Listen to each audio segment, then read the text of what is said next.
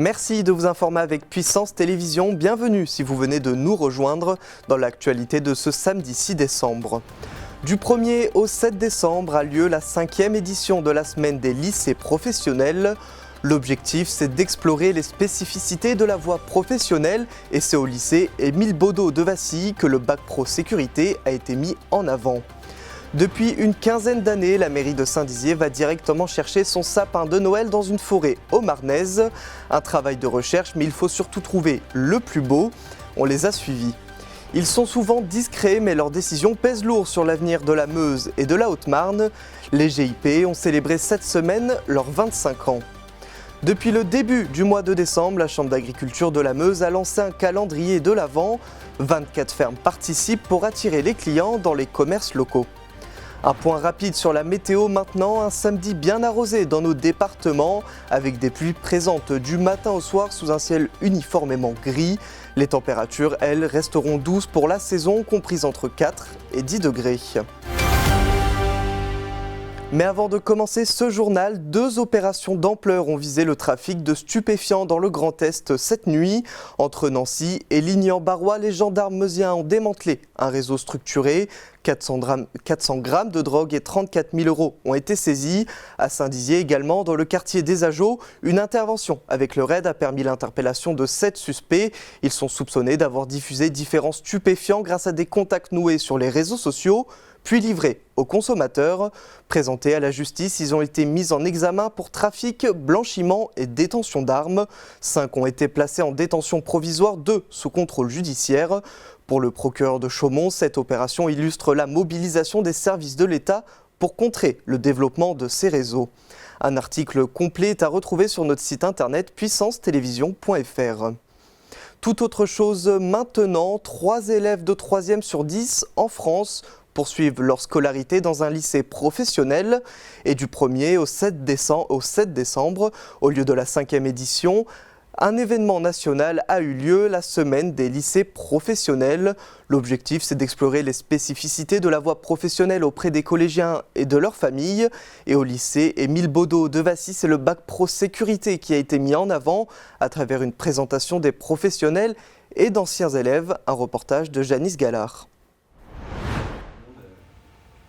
Attentifs, ils écoutent chaque présentation. Ils sont tous venus découvrir la voie professionnelle dans le cadre de la semaine des lycées professionnels. Un événement national dont l'objectif est de faire découvrir les formations, diplômes et métiers qu'offrent les établissements. Cette année, cette initiative met aussi l'accent sur le 40e anniversaire du baccalauréat professionnel créé en 1985.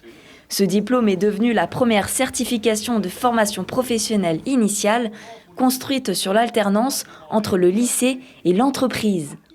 C'est quelque chose d'important parce que, évidemment, ce bac pro qui existe depuis maintenant 40 ans avait besoin, il l'a moins, mais avait besoin d'être valorisé, d'être considéré comme un baccalauréat à part entière, comme le baccalauréat général, comme le baccalauréat technologique. Et donc, il faut qu'on mette en avant à la fois les formations, à la fois les partenariats qui sont mis en place dans ce cadre-là. Et c'est ce qui a été fait aujourd'hui. Je crois que c'est une belle image du bac pro qui a été donnée. Tout au long de cette semaine, les lycées professionnels des académies organisent des événements accessibles au grand public, aux familles ainsi qu'aux élèves. Au lycée professionnel Émile Baudot de Vassy, c'est la formation du bac pro sécurité qui a été mise en avant. Les élèves de 3e présents ont pu apprendre à connaître son fonctionnement à travers des présentations de professionnels, des enseignants ou même une exposition photo qui partage les activités et projets que cette voie a offert à travers les années. On va vous apprendre un métier, on va vous apprendre à devenir de futurs professionnels et la finalité dans tout ça, c'est que vous obteniez votre bac et après votre bac, eh bien, vous puissiez intégrer sereinement le monde professionnel. Ou alors, si vous le souhaitez, effectivement, poursuivre vos études. C'est une formation diplômante, c'est un bac professionnel, donc c'est les jeunes qui ont préparé ça sur 3 ans. Et l'objectif pour eux, c'est d'apprendre des connaissances et des compétences sur tout ce qui va être sécurité privée, sécurité incendie et la sécurité publique et civile. Donc ça va être le métier des forces de l'ordre et le métier des pompiers. Le bac pro permet aux jeunes qui l'obtiennent d'obtenir leur carte professionnelle auprès du CNAPS. Et ça leur permet de travailler en sécurité privée. 2 anciens élèves sont intervenus auprès des collégiens et de leurs proches pour présenter les aspects de cette formation et partager leur parcours. Ils ont fait partie de la promo 2009-2012, la première qui a réalisé cette formation au sein de l'établissement. Et donc c'était pour un peu montrer les possibilités et qu'on peut partir de rien, sans connaissance, sans connaître personne dans ces milieux-là. Il n'y a pas besoin d'avoir des grandes études pour accéder à des fonctions, des métiers de sécurité. Voilà, un bac pro, c'est pas un sous-bac, c'est quelque chose avec lequel on peut sortir, travailler directement, on a des connaissances techniques, on est capable de s'insérer et d'avoir une belle carrière, même si c'est pas un bac général. Dans la société, c'est encore sous-évalué, c'est le bac de ceux qui ne peuvent pas faire général. Ça permet d'avoir des carrières peut-être avec des rythmes différents, mais on peut avoir tout à fait de très belles carrières avec un bac pro, ça pose aucun problème. Cette semaine découverte a pu, pour certains, amener de nouveaux projets aux vocations. En France, 3 élèves de 3e sur 10 poursuivent leur scolarité dans un lycée professionnel. Depuis une quinzaine d'années, la mairie de Saint-Dizier va directement chercher son sapin de Noël dans une forêt haut-marnaise. Un travail de recherche, mais surtout il faut trouver le plus beau. Une fois choisi, il faut le tronçonner et le transporter. Un événement qui signe le début des festivités de Noël dans la cité bragarde. Et de nombreuses animations vont avoir lieu tout au long du mois de décembre. Regardez. C'est dans cette forêt haut-marnaise que depuis une quinzaine d'années, la municipalité de Saint-Dizier vient chercher son sapin de Noël. Une fois sélectionné, les agents de la ville commencent par monter dans l'arbre pour accrocher le câble de la grue et le sanglier au sapin. Cet arbre d'un peu plus de 25 mètres de haut est soulevé puis coupé au pied. Après de longues minutes de coupe, il est réduit à 15 mètres, la hauteur maximale autorisée par la municipalité. Ces sapins ont une 60aine d'années, mais pour les choisir, il y a des critères bien spécifiques.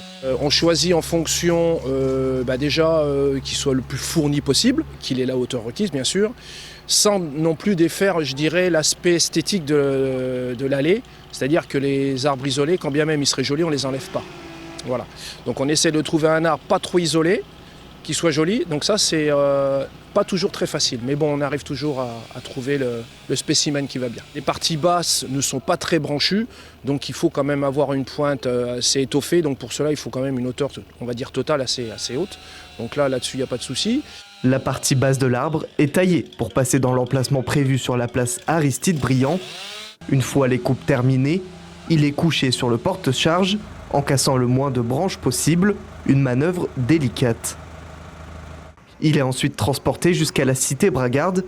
Une fois sur place, les agents municipaux se remettent au travail.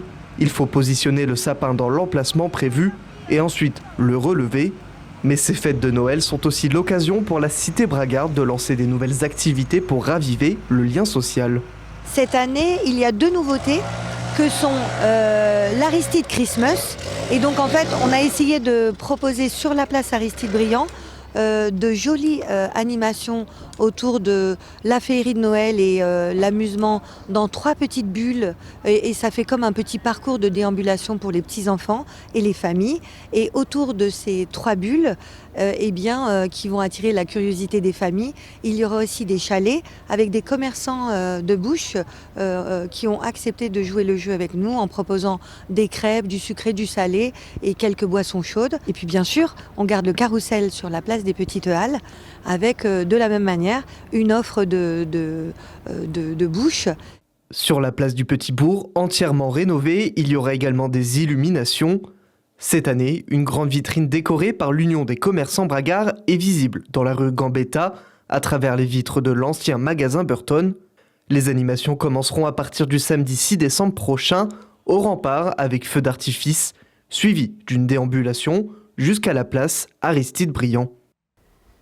Il joue un rôle encore méconnu du grand public, mais essentiel pour le développement de la Meuse et de la Haute-Marne. Les GIP Objectif Meuse et GIP Haute-Marne sont des structures publiques en lien avec le projet CIGEO, soutien aux communes, aide aux entreprises, aménagement, formation ou encore transition énergétique. Mercredi soir, ils ont célébré leurs 25 ans d'existence, l'occasion de revenir sur leurs actions et leurs investissements. Un reportage de la rédaction. 10 000 projets accompagnés plus de 160 millions d'euros engagés en 3 ans. La soirée a réuni élus, acteurs économiques et partenaires institutionnels venus fêter les 25 ans des GIP, objectif Meuse-Haute-Marne. Derrière ces chiffres, 2 structures liées au projet Cigéo et encore peu connues du grand public, les groupements d'intérêt public. Ils sont chargés de soutenir le développement local, de financer les projets des communes et d'accompagner les entreprises. Ce soir, les témoignages étaient très importants pour nous. C'était de faire un retour en arrière de 25 ans, de voir d'où on est parti et où on est aujourd'hui. Je crois que si le département de la Haute-Marne et le département de la Meuse se portent bien aujourd'hui, c'est aussi en partie grâce au fonds du GIP et à l'action qu'on a menée pendant 25 ans sur ces territoires ruraux. Sur la période 2023-2025, les financements cumulés des 2 GIP atteignent 164 millions d'euros, répartis entre l'aménagement du territoire, le développement économique, la transition énergétique ou encore la formation. Selon les 2 structures, ces investissements répondent à un cadre défini par la loi et doivent accompagner les mutations économiques en cours. Je suis persuadé qu'il y a un avenir chez nous et un avenir qui se construira avec les GIP et avec la réindustrialisation autour d'un projet qui est le projet de la nation, à savoir le projet Cigéo. Il faut le voir comme une opportunité pour le territoire et une opportunité pour créer de la richesse et de l'industrie et de l'économie. Plusieurs entreprises locales ont d'ailleurs bénéficié de ces dispositifs, que ce soit pour moderniser leur production, développer de nouvelles activités ou renforcer leurs compétences. Cette soirée était aussi l'occasion d'entendre leurs témoignages lors d'une table ronde. Et la seule solution que l'on a réellement, c'est de les former. Bien content d'avoir eu quelque chose. En fait, c'est ça le sujet. Et le GIP a toujours investi, pas subventionné, à des moments clés et ça, c'est très important. C'est des moments qu'on n'investit pas 6 millions d'euros tous les ans. Et donc là, quand on reçoit des subventions, effectivement, c'est bien de les avoir à ce moment-là. C'est un outil, l'accompagnement pour les sociétés qu'il faut utiliser et sur lequel il faut s'appuyer. En plus, on a des interlocuteurs. Pour les GIP, les prochaines années seront consacrées à la poursuite de ces priorités. Soutien économique, attractivité, innovation et transition énergétique. Une feuille de route présentée ce mercredi alors que la Meuse et la Haute-Marne cherchent à consolider leur tissu industriel et à préparer le territoire à l'arrivée du projet Cigéo. En Meuse, la Chambre d'agriculture mise sur l'esprit des fêtes pour rapprocher habitants et producteurs. Depuis le début du mois, un calendrier de l'Avent un petit peu particulier, mais chaque jour, une ferme du département avec des cadeaux à gagner, des rencontres à la clé, une opération ludique qui valorise les exploitations locales. Un reportage de Célia Richard. Un calendrier de l'Avent, pas comme les autres. Chaque jour, la Chambre d'agriculture de la Meuse invite ses habitants à ouvrir une case pour tenter de gagner une sélection de cadeaux. Bons d'achat, paniers garnis, coffrets de vin et de bière, produits fermiers ou encore visiter expériences dans les différentes fermes partenaires.